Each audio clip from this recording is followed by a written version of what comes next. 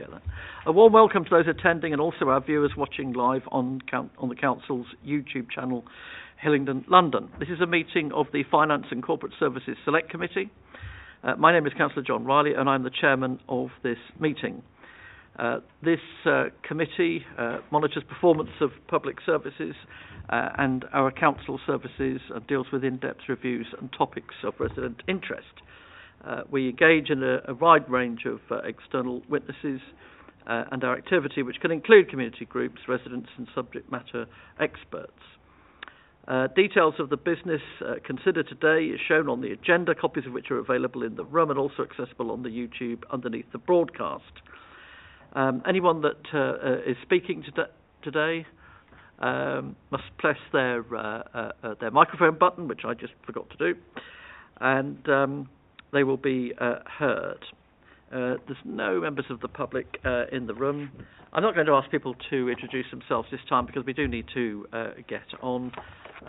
So we will get straight on with the agenda, if we may. Apologies for absence. Well, apologies had been received from Councillor Lewis, but I'm pleased to see that he is now here, so thank you. Absolute delight. Nice to see you, Councillor Lewis. Thank you for coming. Declarations of interest in matters coming before the meeting? And it will just the usual ones, I should imagine. Previous minutes of the last meeting that we had of this committee, they're all set out. Yeah, Councillor Mathers. I wouldn't normally raise minutes queries in the meeting, but as it relates to an item later, on page 3 with the ideas for scoping and work programme, the Hillingdon procurement process and the recruitment and retention of staff, instead of information items, were suggested as reviews, which I know may impact the conversation later. We'll have a look at that later, as you say. All right. Item 4, to confirm that the items of business marked in Part 1 will be considered in public, and any items marked in Part 2 will be considered in private. I don't think we've got any Part 2 things this evening. So, moving on, apart from that intervention in regard to the minutes, are the minutes agreed? Thank you. Right, so we'll go on to agenda item 5, which is the Council Strategy 2022-2026, and we are delighted to have with us the Chief Executive, Tony Zaman, and the Corporate Director of Central Services, Dan Kennedy. Thank you very much, both of you, for joining us. I think really what would be helpful is bearing in mind the changes have taken place, and quite significant changes, not only in structure but also in direction. If you could give us a bit of an overview. I know we've not got an awful lot of time, but a bit of an overview from both of you about where we are, and perhaps in particular how things under the new structure are likely to be able to be done perhaps more efficiently or better than they were previously. Thank you, Chairman. I'll make a start, and then Dan will get into the detail. So in terms of, that's a useful question to start, because the idea of it being a strategy rather than a plan is that it's something that spans a greater period of time to enable things to be more transformational rather than sort of one-off sequential things that just make small changes to things. Now, of course, we'll still go about making service improvements and delivery improvements as we go along, but this enables something to be thought through in a lot more transformational way.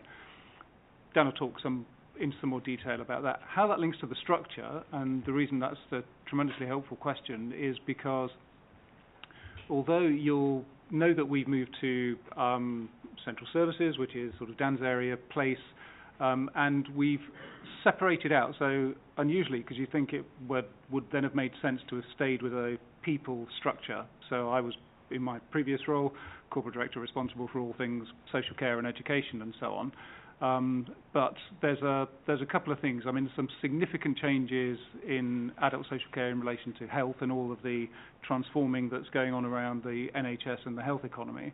So there's an awful lot of focused work there. I'm sure people have sort of picked up in the news, there's a lot happening in children's services in relation to levels of kind of vulnerability and linked to sort of the current circumstances in the economy and everything else. We're seeing significant increases.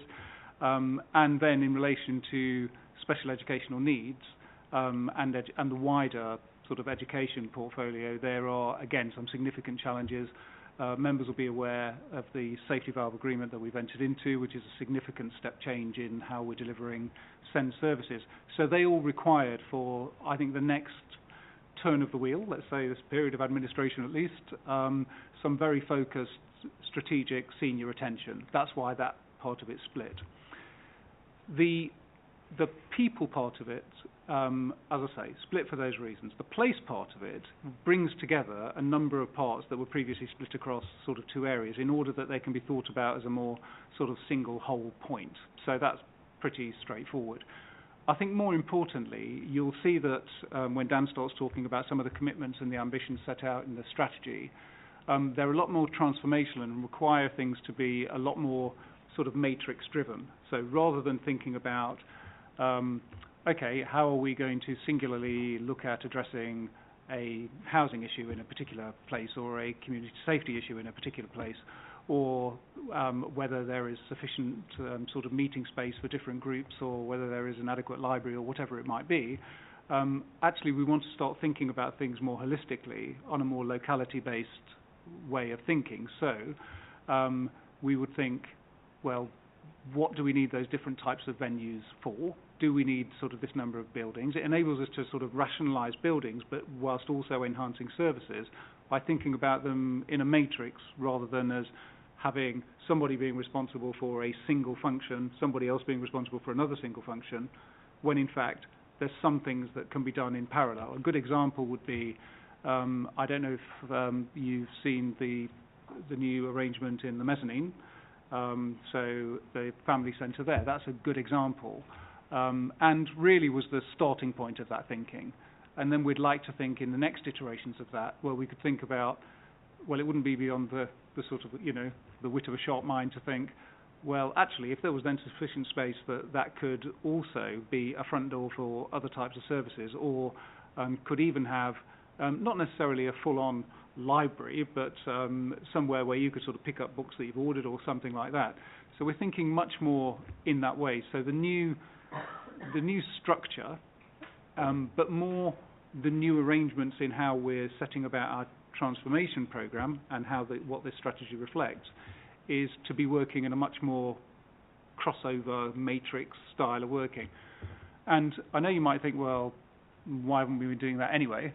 But actually things have been, and I think, we'd be quite honest as officers, things have been quite linear. And we've all been sort of, I suppose our homework's been marked on the basis of what we're doing within our sort of straight line of activity, whereas I think now the question is, well, okay, how are you adding value? How are you doing more for less by looking at how you're working and, integrating with other types of services, both internally and externally?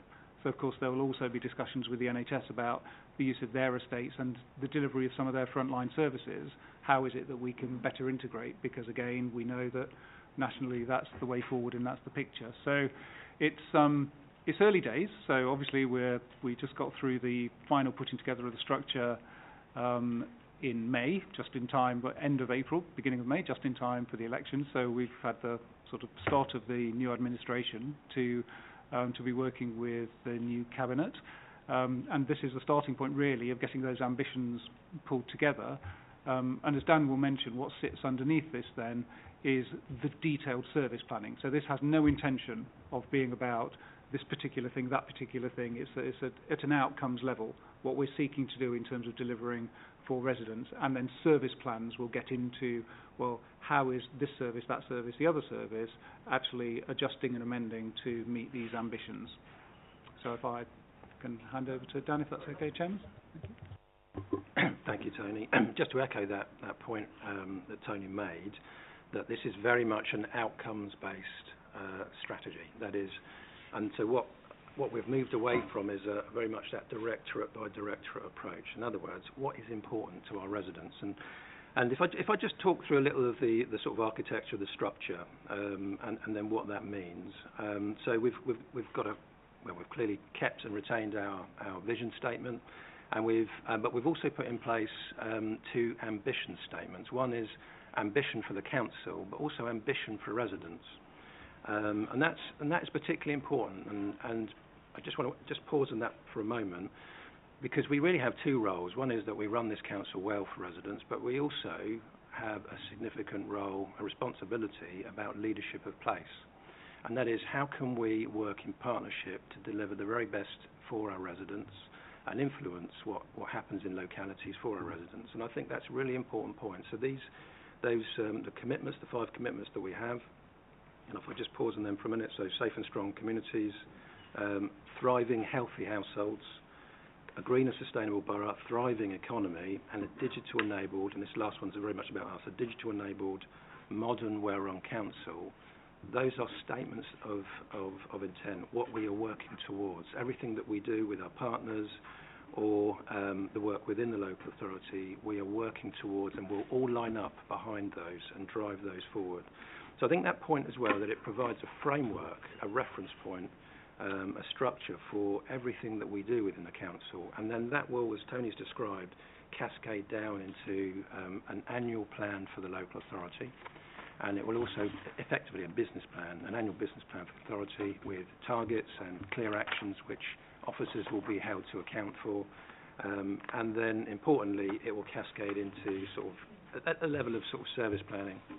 And why that's so significant is because then every team, every member of staff, every employee can say, well, actually, everything I do every day contributes.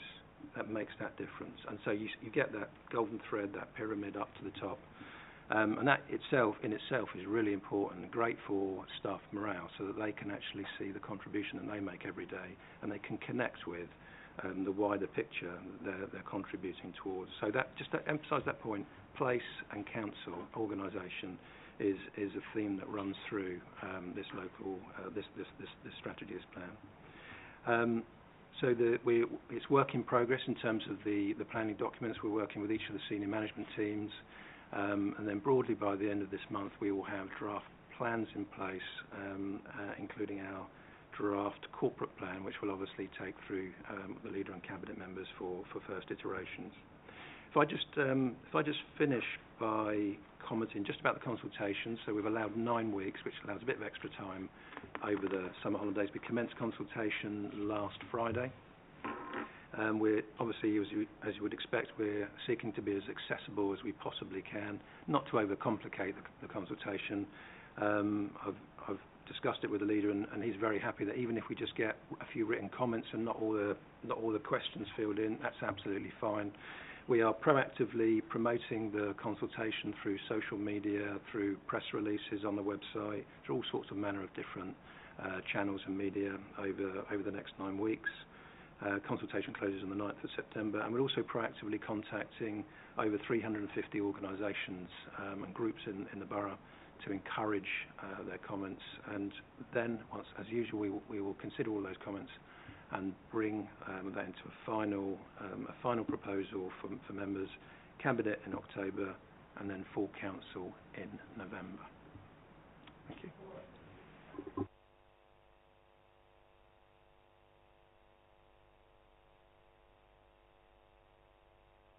Thank you. One of the things that always struck me about this borough is that the residents do have a very clear connection, I think, with the local authority. They come across the authority in different ways, a lot to do with their councillors, but there does seem to be quite a positive connection and a desire to use the council as part and parcel of their community. As we go ever further towards a digital system, to what extent do you think that we need a greater, for want of a better word, training process for our residents, so that it doesn't come as quite as so much of it, and it doesn't have to be our older residents either, because some people, when they go to a system that isn't a telephone to somebody who's talking to them, and it doesn't happen, or it doesn't work, or it takes forever, they just give up, or they're too busy. So it's a range of people who might feel a bit frustrated. So within the transformation, is there a program or a thought process or a strategy for essentially resident engagement, roadshows or information, that sort of thing. Not information by another automatic system that just drive people mad, but so that people know that if they want to ask a question that they would have rung up about 2 years ago, how do they do it?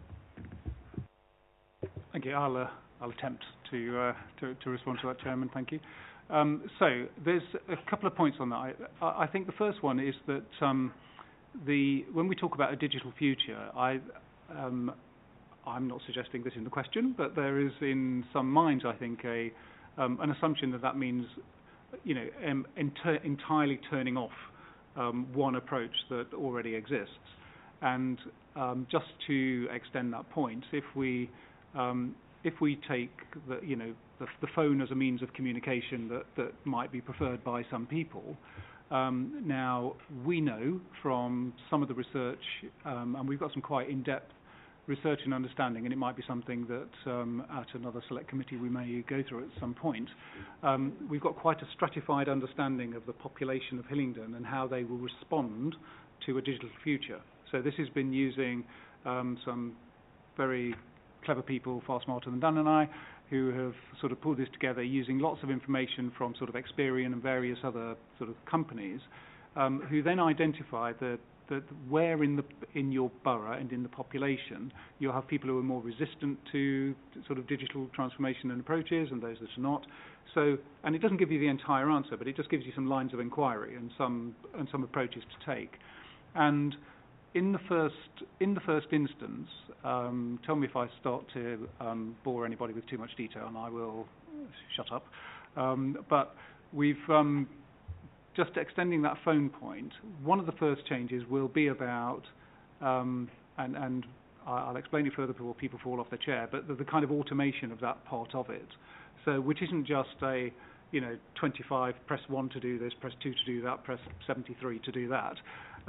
It's rather more about using artificial intelligence that actually intelligently understands what it is that somebody's asking, and then actually either fulfills that call or can sort of direct them onto a human being if that's what's required. So it's not an entire fall off a cliff from where we are to something that somebody has to singularly use a tablet or something in order to consume council services.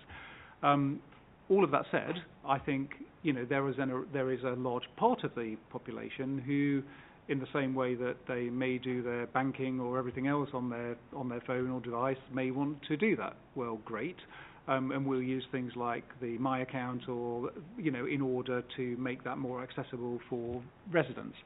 But to your, I think at the nub of the point is, but what about those that don't fit into all of those things, and how are we going to communicate that? One of the things that I think is often missed in these sorts of transformation is that sort of public information. So what is the PR? And I don't mean PR in terms of spin, I mean PR in actually letting people know what it is that's happening and how they can be intelligent users of services. And I think the link to that for us is that because we're looking at being a lot more sort of locality focused and neighbourhood focused in the way that we're going to be delivering services. So, some of the thinking that we're having about the family hubs or the community hubs in different parts of the borough, we will use those as vehicles to be communicating with those areas and talking about how we're going to be delivering services differently. And it'll serve two purposes. One is that it will enable us to be able to directly talk about those things, and it won't be an event. It won't be a one-off, we'll go once, and if certain people turn up, great, you've heard it, and if you haven't, you haven't. We'll put together a communication strategy and a series of things in order that we catch a large number of people, and also in putting that together, kind of understanding the diversity of our communities, so knowing the different types of approaches that we may need to take. So we will be out there sort of communicating directly, getting feedback about what people's views are about it, as well as sort of putting out the educative part of it. So it won't simply be in a dark room somewhere in this building, we'll work out that we're going to move to this approach and then we're just going to switch everything off, and people are going to have to fend for themselves. We're hopefully going to be a lot more thoughtful and communicative about what it is that we're doing. Thank you, Chairman. There are a number of questions, if I can, but I'm trying to understand the dynamic of where this is sort of coming from. We're moving away from the directorates saying what they want to achieve, and we're going more onto a centralised plan. And did this come through Cabinet and the leader, or as a strategy, or did this come out of the officer corps and yourselves? At the core of this is the manifesto.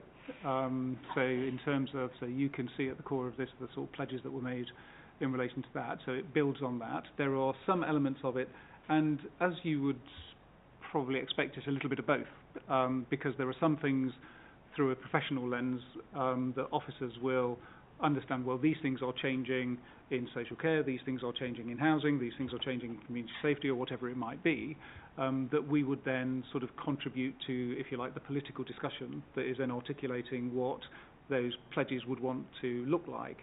Some of those things about, you know, what our commitments will be to older people, for example, will be weaved in and through this. So it's a bit of a hybrid of both of those things. There's a professional lens from officers informing what some of the political views may want to be, what some of the permissions, because things are changing, legislation's changing, policies are changing, and obviously it's our job to, as officers, to inform elected members of that in order that they can sort of fold a political view into that to articulate it into what the pledges might be. And this is broad enough, I think, if you sort of have a look at this, it's broad enough to be able to, because these are rapidly changing times, obviously there's lots changing around us week by week, and what we've tried to do is set things at a level that enables us to be flexible and agile enough to not have to rewrite everything, but no, we've got it at an outcome level. So if things change, we can still do the best that we can for, I'll just use older people again as the example, but we may be doing it in a different way than we would have done last year because of the changing circumstances that we're in. So I'm unsure as to whether that's directly answered your question. I'll try again if there's something missed there. I mean, the digital transformation is an inevitability that we are all going to have to live with. To my mind, AI is incredibly expensive to get right, and do we have the resources to actually implement a system? The tier dialing and the contact centre, to my mind, is not working terribly well at the moment. I do like the idea of the community hubs, and is that going to be an ongoing decentralisation of council services so that not everything just comes out of the civic centre or the organisational? Thank you, Chairman. Yes, but not for that way in itself, if that makes sense. It is about being responsive to what the different needs are in different communities. I know, and I'm sure he wouldn't mind me sharing conversations with the leader. He's very keen that we don't have a single size that fits everybody everywhere, because that's simply not the case. If you look at different parts of the borough, there are, you know, different communities with different needs, and would require different services. So we will purposefully be needs-driven in how we shape services and set up those hubs in different communities. And so the decentralisation isn't simply about just putting the even number of things that were in the civic centre out into, you know, equidistant across whatever number of hubs there are. It's about sort of understanding the needs and what it is that we need to deliver in those areas, and doing it in that way. And I think the digital point, I think probably the fairer way and the honest way of talking about digital is one of the means by which we need to be more efficient in how we deliver services, simply because of the context the whole country's in. I mean, there's nothing unique about Hillingdon. Talk to any council across the country. Yes, some might have, you know, reserves to the level of GDP of some countries, but actually, you know, that not everybody has, and we're all having to cut our cloth slightly differently. But the cutting of the cloth doesn't necessarily mean less, it means different. And so digital is one part of doing things differently in order that we can continue to deliver the great services that we've been delivering. So. Thank you. Councillor Mason. Thank you, Chair. I'm always a little surprised or find it at odds with these items that the leader or cabinet members don't attend because of the priority setting of this strategy and as it's worked alongside the directors and chief executive. It would be useful, I think, to have maybe some of their input in future. I am also grateful there's bits of the Labour manifesto in here as well, but I think we have some things in common.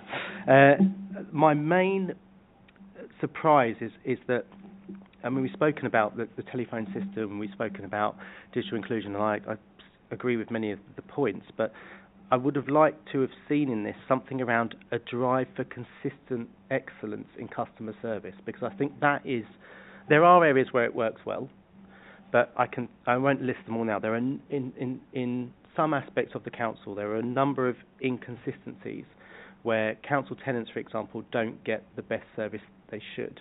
So I suppose my hope in your ambitions and the administration's ambitions around really embracing how the council communicates with its engagement with residents, some of the process, that it really holds an excellence for customer service, so that a resident is also a customer in that sense, and that they get that experience they would expect if they were buying a product. I mean, it's council tax, so it's different. But I've shared with yourself and others, and I'm sure other members have as well, concerns around certain services, and you will review those services.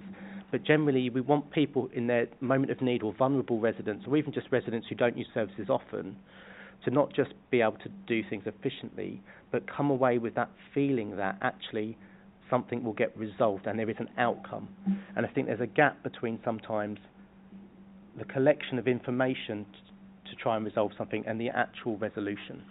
And so I would hope that for yourselves and with the administration, there would be a drive to see consistent customer excellence, and I think that's the one thing that's missing. All right, thank you. I think we're pretty close to the time when you guys have got to go. However, I won't ask you to do it now, but one of the areas that we will garner topics and subject matters and things to do on this committee will be from yourselves. And so outside the committee, I'll come and see you and see. But if you could have a think about the sort of areas that you wish you could do, but you can't, and we could, digging into, having a review on, and the sort of things that you would welcome our assistance in, because we get information, we get ideas from different sections of the council, and you're certainly at the top of that list. So it will help us if you're able to say, well, this is something I'm interested in. Can you have a look at it? And we'll have a drill down. All right, thank you very much. If anybody's got any other questions, we'll give them to Neil, and Neil can pass them on, and we'll get the answers back, because both Tony and Dan have got to go. But for now, and I hope you'll come and see us again on many other occasions. But for now, thank you very much indeed. Thank you. Yeah, exactly. Just before you shoot off, Chairman, did the committee, just while the officers are still here, did the committee have any particular comments they wanted to pass to them as part of the consultation? Well, I know they're in a great deal of hurry, but if we can talk about that when and send it on afterwards. Yeah, but if we come up with I'm sure we will as we talk through this evening. Anything else, we'll pass it on through Neil to you. Thank you very much.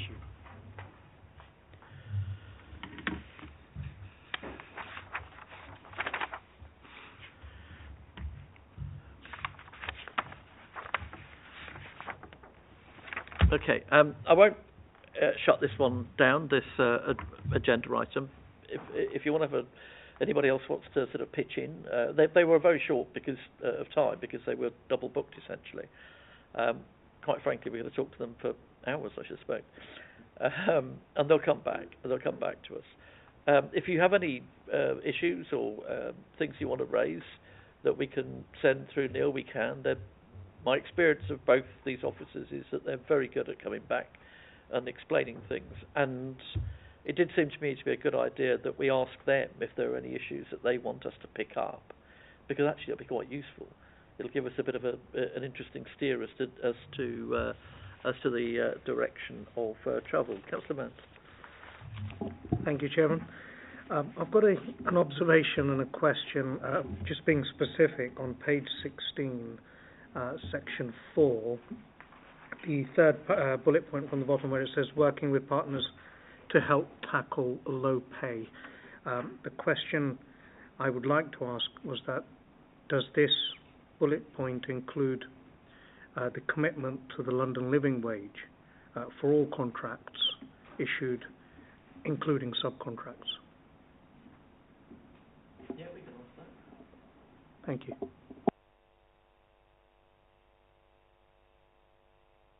Councillor Lewis. It's just a comment, not on this, but it surprises me. We've got two select committees working on one evening. It does make substitution extremely difficult, and also if you have got this situation. Yes, I did explain before you arrived, Councillor, that unfortunately it's due to the other select committee, actually having to change their date. So it was chosen this night because there was no overlap in membership between the two. It was the only suitable night that we could find at short notice to make it work as best we could. But your comments are noted. I think there might almost be three. I think, is there a planning as well or something? But oh, okay. All right. Councillor Mathers. If I may, the other thing that the tone of this, and this is a manifesto that was elected. We all admit that, but just in terms of thinking of residents first, there's a lot of emphasis on value for money in some areas, and not a lot of emphasis on quality of service. And I think there's a difference between delivering services, which you'd expect from the council, and that if we're talking about real ambition, quality of, and I just think occasionally, I know I don't want it to be tokenistic, but adding the word quality, for example, value for money in procurement and quality delivery of services, it just shows residents that it's not just about maintaining what is, because if they've had a bad experience, that's it's not going to reassure them. But if there's quality there, then if it's a good experience, they relate it to that quality.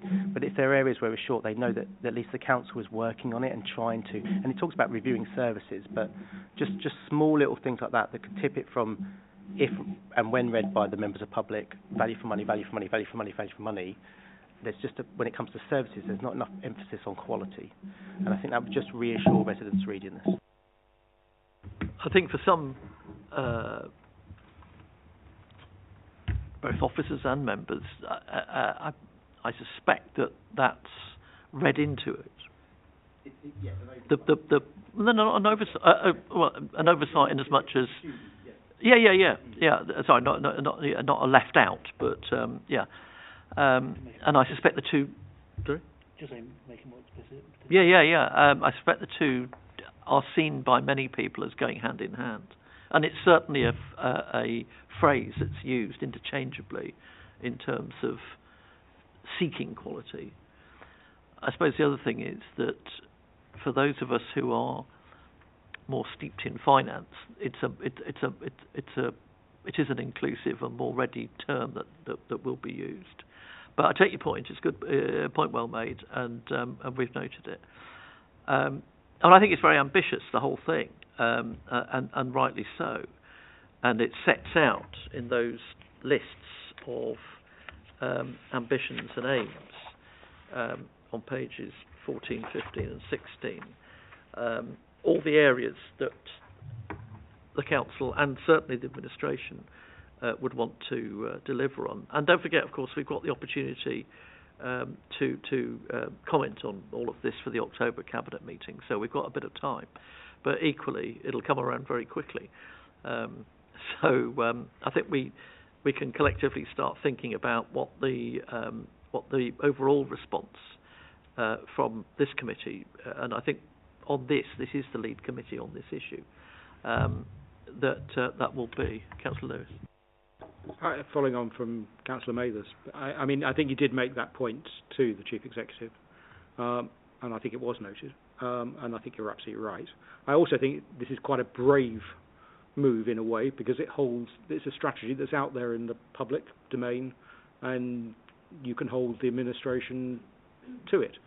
So it's very rare in a way that it's so obviously the manifesto being implemented, and as I say, you can hold in 4 years' time, you can put it out into the public domain again and say, well, have you achieved your ambitions in the strategy? So I think it's good for both sides, actually, and it allows you to actually effectively challenge the administration.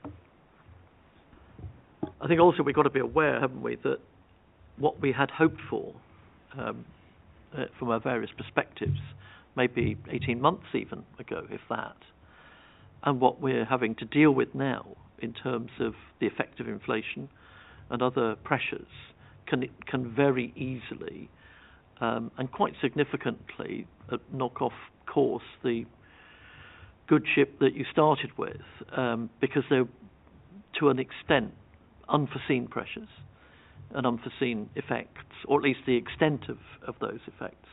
So you've got to be able to be flexible enough to be able to factor that in, or maybe to indeed cut back a little bit depending on what you're looking at, because it's affecting every authority, and it will affect everybody in different ways. All right, thank you very much. Anybody else? Councillor Mathers. I wouldn't overstay my welcome in that sense, but just to completely agree that this is about helping, and our suggestions are around not setting up administration to fail, but equally just softening things. And what I forgot to mention was there are some areas where the voluntary sector isn't mentioned. The only area it's really mentioned is through health outcomes, and I think there's a greater contribution there that can be mentioned. I know sometimes it mentions other partners, but for a thriving society, we want to see a thriving voluntary sector alongside business and public services. So that may be another thing for officers and the Cabinet to reflect on. One of the things I didn't have time to mention, and I won't spend a lot of time on it, but in another former existence, I chaired a committee looking into primary care and GP services pressures. Sorry? Yeah. And it became apparent that one of the ways in which we were able to relieve some of the pressures on them was to be able to act as a sort of signpost and diverting. So the doctors were telling us, we spend a heck of a lot of time with patients actually telling us about social circumstances, not really ill. They might have become ill as a consequence, or they might feel they are, but actually the reality is that here are a whole load of stuff that's impacting on their lives, and they just don't understand where to go and what to do, even though it is pretty obvious, but they just don't. And they come to us because they don't feel well, but the real reason, with a few questions asked of them, turned out to be housing, heating, education, whatever. And I was going to say to the Chief Exec and the Director, to what extent are we able, under this new framework, to be able to be a lot more holistic? Because one of the things that we did, and one of the things that the GPs took up, was an information screen in GP practices, which was largely staffed by the CAB, who had inevitably more service directions than we do, because they're connected to a lot of voluntary sectors, with very, very tiny responsibilities. It might be a very single thing that they deal with, and if you've got that thing, then bush, down there you go. You don't go back to your doctor. And so what they were doing was saying, okay, I've heard what you have to say. If you go outside and watch the screen, you will see details of how you can get sorted out for that. And we included within that a from time to time visit by a housing officer to GP surgeries. And they came back to us and said, well, it actually has cut down a lot of our patient time, because we've got that much integration. And that was in the great scheme of things, that was a tiny thing to do, but it made a heck of a difference. So, again, we can ask them on another occasion, or we can ask them on the back of this, but just being aware that people don't have, and rarely have, I think, one issue. To what extent are we able to deal with a whole range? All right, thank you very much. Where are we now? Item 6. Chairman, if I may.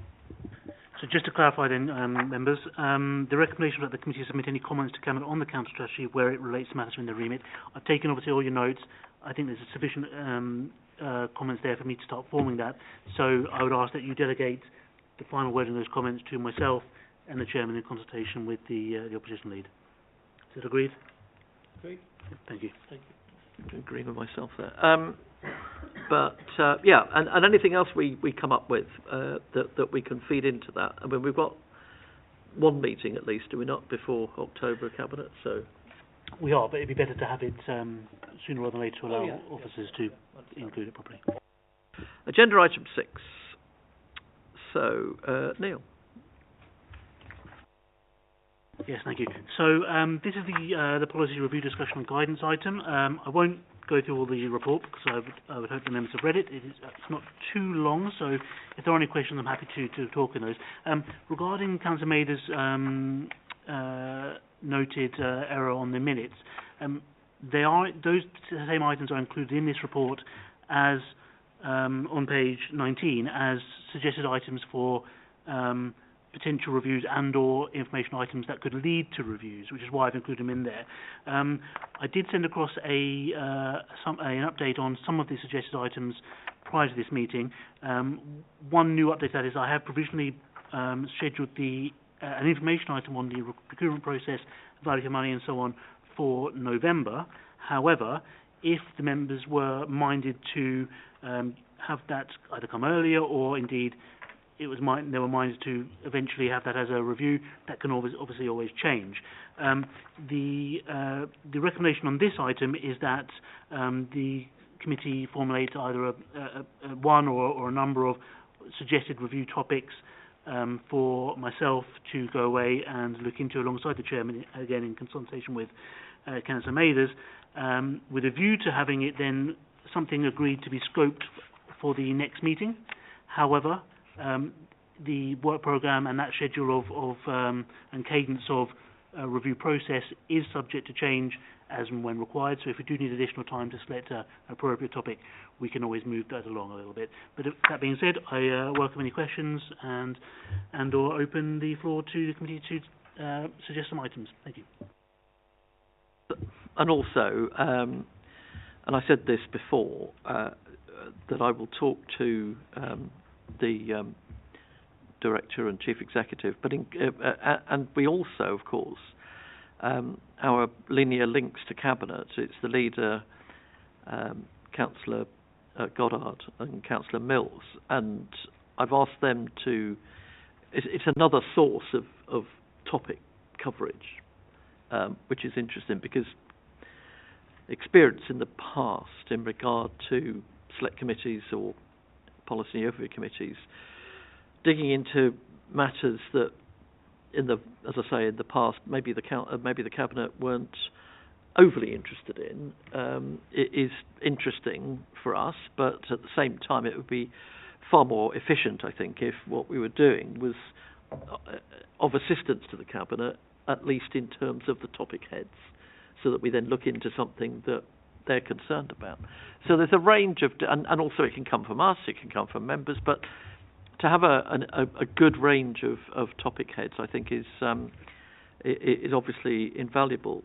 We do need to be conscious as well, don't we, that when we start getting into the winter, a lot of our work will be around reviewing various aspects of the forthcoming budget. So we don't want to overload ourselves or put too much where we create so much where the time that we have to deal with the budget is reduced, and we don't want that.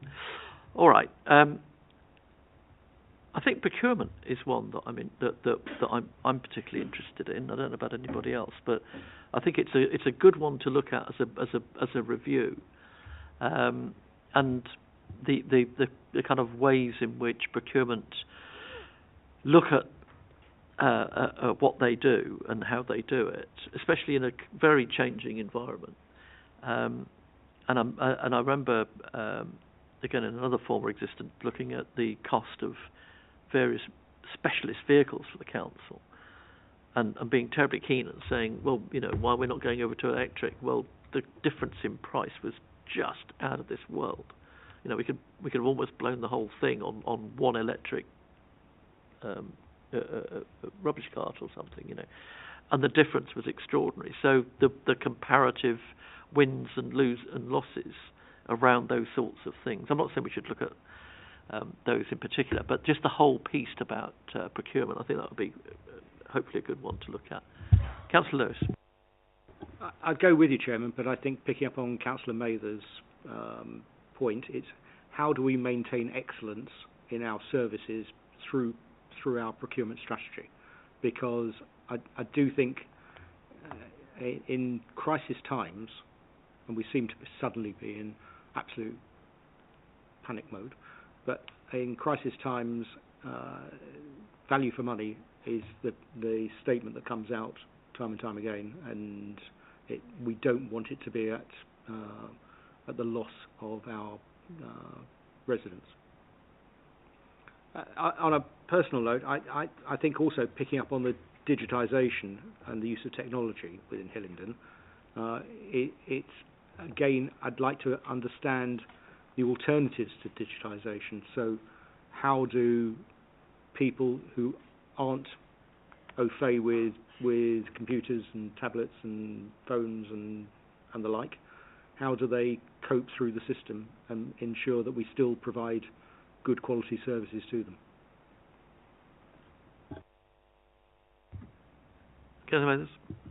Thank you, Chair. Can I just add a word of maybe misguided caution around your comments involving cabinet members, and this is not about a person, but I suppose that there's a little bit of me in scrutiny that I wouldn't want people to mark their own homework. And I know we're all adults here, but in terms of process, I do think it's important to get their feedback, but we should always maybe sometimes we have to generate the interest, but I understand I will lean to your experience when it comes to, you know, if someone is genuinely disinterested, they have other priorities, they're disinterested. So I take that, if you don't mind taking that with a pinch of salt. With the procurement, I do agree around digitalisation, but I think with how the Chief Executive spoke about it's a transitional thing they're working on, maybe a regular information update might be more suitable so we can always remind them about the alternatives, or can they come up with the alternatives that may be better in terms of information, but that's my suggestion. Sorry, excuse me. I would agree with you wholeheartedly in terms of procurement, and I do wonder if within that we can add a little bit around the considerations with subcontractors.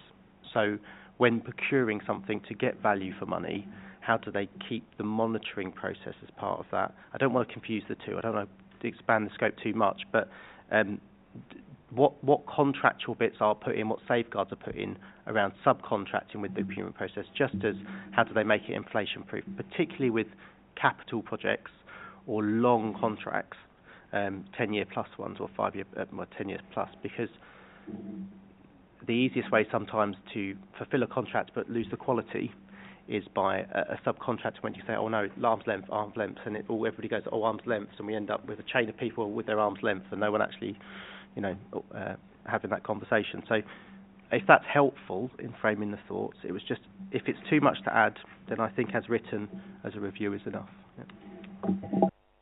Thank you for that. Just on the subcontracting, I did mention that to the officer in question that it may be part of that procurement item where appropriate. However, while I'm not by no means an expert on the subject, my understanding is that the council would engage with a primary contractee, and then it's up to them how they then subcontract within the scope of their own business. That we as a council wouldn't necessarily get involved in monitoring and reviewing their subcontracting. But as I said, I'm not 100% on that, so it could form part of any review.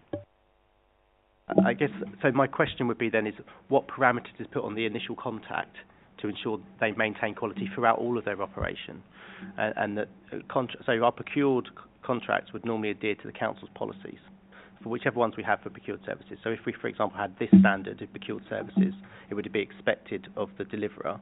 It's whether that is then worded in a way that it means that every part of the subcontracting chain adheres to those standards, or if things can vary. I mean, I'm not a legal expert either, but I guess just a general procurement understanding would be helpful. Yeah, well, again, in very, very, very long time, former existence, certainly in the building trade.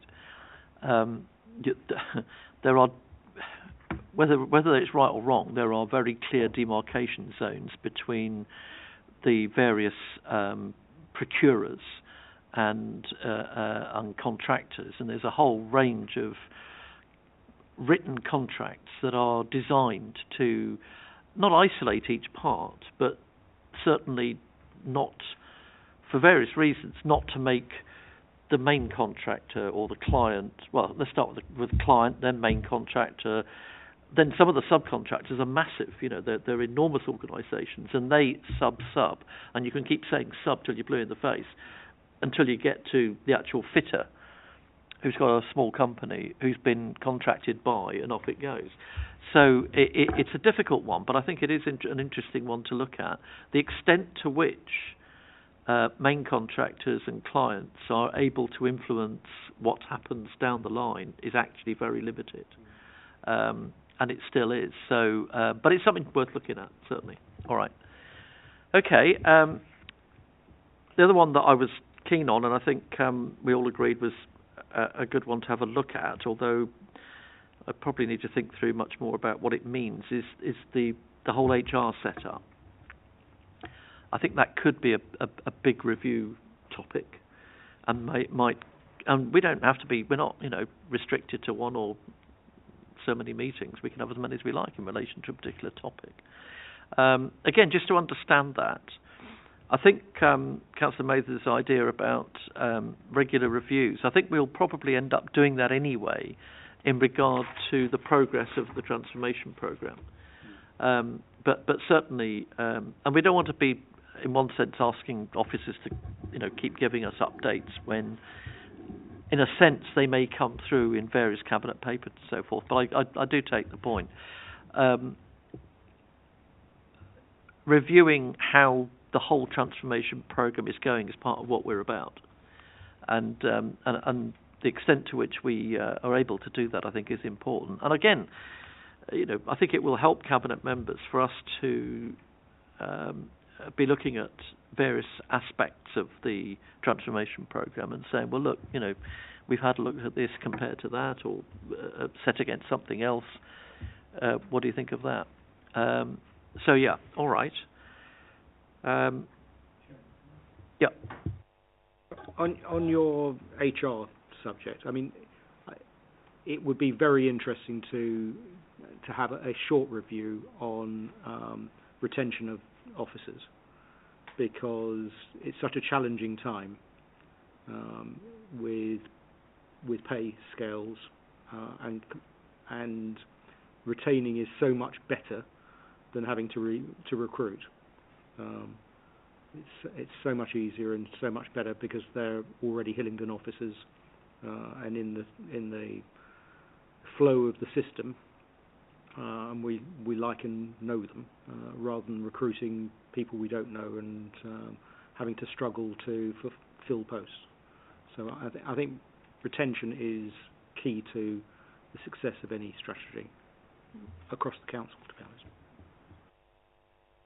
And certainly, from my own point of view, if nobody else's, I think a lot of people do agree. Yes, there are times when you're going to have to go out to temporary and agency people, but that ought to be, shouldn't it, a kind of an emergency position rather than a continued one. And I think in some cases, and I'm not saying anybody in particular or any department in particular, it becomes the norm. And it affects the way in which budgets are set and in which expectations are dealt with. Certainly, when I chaired Children's Services a number of years ago, we were absolutely determined to cut down on the number of agency social workers and other people relating to children's services, because you didn't get the same continuity, inevitably. And of course, the other problem was they got paid more than our people did. And the budgets were affected. So, yeah, that's a very good point, well made. All right. Any other topics or... Councillor Hunt? Thank you, Chair. One thing I would be interested in finding out would be sharing of good practice within our council with neighbouring councils in terms of lessons learnt and how other councils are operating on similar frameworks on human resources, digitalisation going forward, because all of these are hot topics, not just within our council, but they will be hot topics throughout the country, and it would be a good idea to get, if there's any councils ahead of us, maybe to see what pitfalls they've had, and to look at potential, you know, like I've mentioned before, sharing of good practice to make sure that we're as efficient and effective as possible going forward. Absolutely, and I've been banging on about this for years. I do a lot of work with the Local Government Association, and you know, when you go around to different councils and you see they're doing, well, inevitably they're doing exactly the same as we are, and we're doing exactly the same as they, or at least the responsibilities are the same. And we'll do something here, and you know, we'll go, and it's very difficult to not keep saying, oh, in Hillingdon we. You see, you're not supposed to do that really, or you're supposed to put forward suggestions and ideas when you do these reviews of other councils. But you know, I said some time ago, and I know Councillor Simmons, or former Councillor Simmons, did the same when he was very heavily involved in the LGA. Why can't we have an ideas or a process information exchange, like a library, that different councils can dip into? Because as new councillors come along, they almost inevitably think of the same new things as the old councillors did. And to be able to look and take advantage of the experience of other authorities, but they're just, it's just very strange. There has not seemed to be the impetus to do that. And it's a good idea, but don't think it's not one that has been tried before. I don't know why. Councillor Lewis.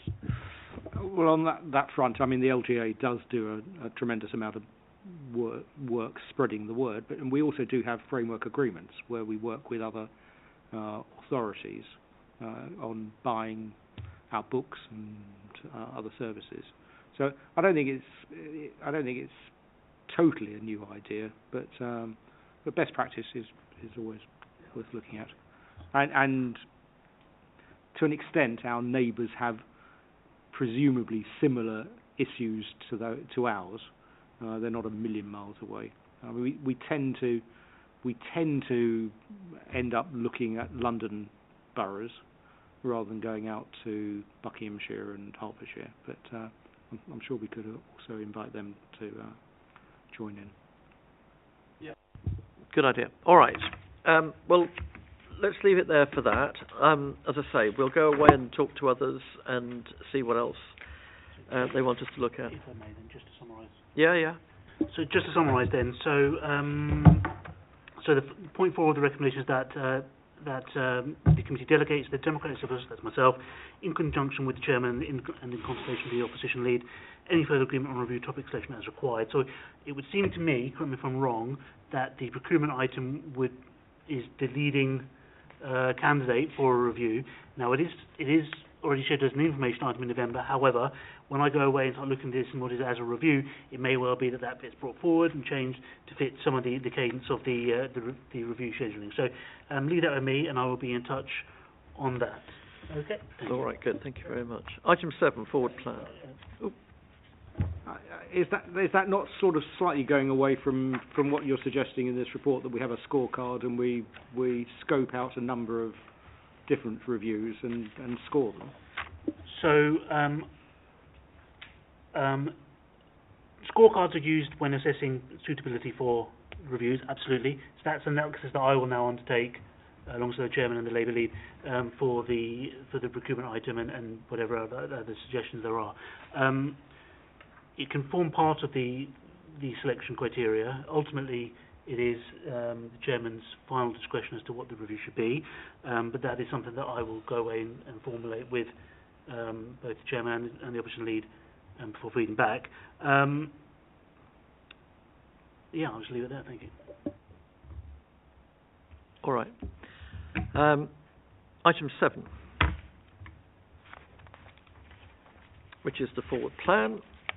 I don't think we necessarily need to take a heck of a lot of time on this, but you've all seen what's in that. The forward plan gets regularly updated and produced.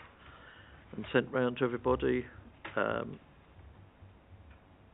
you see the various topics and headings there. I don't know if there's much more to say about that. If members have any comments or queries. Yeah. On the standard plan, on the form plan. I mean, an awful lot of this is very technical and. No, that was changed following my publication of the agenda. Yeah. Yeah. Sorry, your So yeah, I mean the council strategy that comes to cabinet on the 13th of October is a big chunk of work for us anyhow to look at that. I mean, and then thereafter, I mean, I can't imagine. I mean, then we come into November, so presumably we'll deal with that. We'll deal with the forward plan for November at a later date. It's pretty full tilt, certainly from November time in regard to the budget. And we'll get, as I understand it, we'll get various drafts and things to comment on, and that's, a lot of work to get into. So that's why I'm trying to get other interesting topics before and after our budget assessments. All right.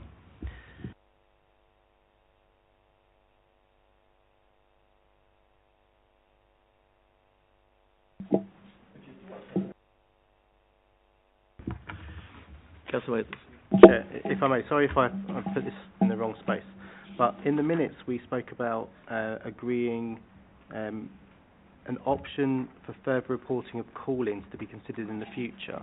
Bearing in mind a new system is coming in, I wondered if we wanted to schedule in the work plan a point in which we might want to look at just an information item, the success of the new call-in system, ME system, as part of our democratic services, just an information report that may be worth doing, maybe when it's embedded in 6 months or so, just so that members get the chance to feedback through a committee some of their struggles. If that makes sense. Yeah. For your I think consideration, it's not essential, but I just... No. I think it needs a bit of time to happen and to work before we can really take well, I mean, the information we get is going to be better the longer... I don't mean the longer we leave it, the more time we're given. So maybe 6 months. I think probably close to a year. Yeah. Okay.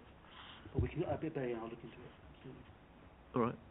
If I may, one other point. There's a mid-year budget update in September.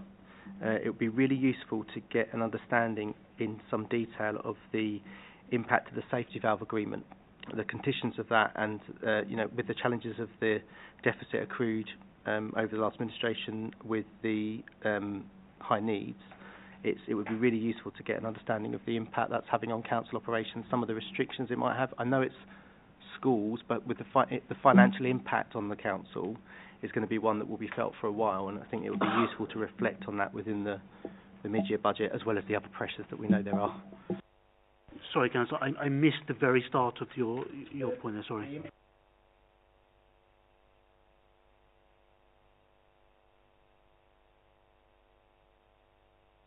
I'm not trying to be political. I'm seriously not. But my understanding was that reimbursement was nigh on the full sum of the deficit, and this is.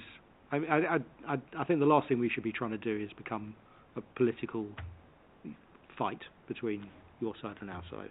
But I find that slightly worrying that you're sort of raising that.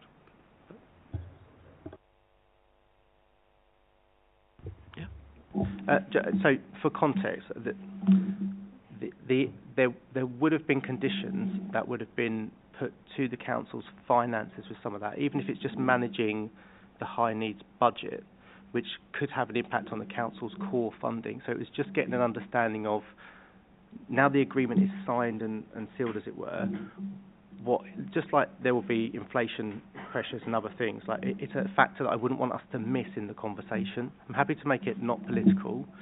My comment was political, I accept that. But it would be for me about understanding what are the financial implications on the council, because I don't have a full understanding now that it's been agreed, because a lot of the details were pre-election and we were in different times. I mean, It would have been looked at by education committees. It would have been looked at by Schools Forum. All we need to know as part of the report is what is the impact on the finances of the council. Like, does it cross over? Doesn't it? For me, it's our responsibility to scrutinise, support the financial, the cabinet member for finance. Like, is there an impact on? Is it just something that doesn't impact? Because there were some bits in the budget, for example, where it didn't impact us. We were still in a certain agreement, and then the agreements changed. So I think before we get to the budget setting part, just to understand that alongside the inflationary pressures and others would be useful. I think that, I think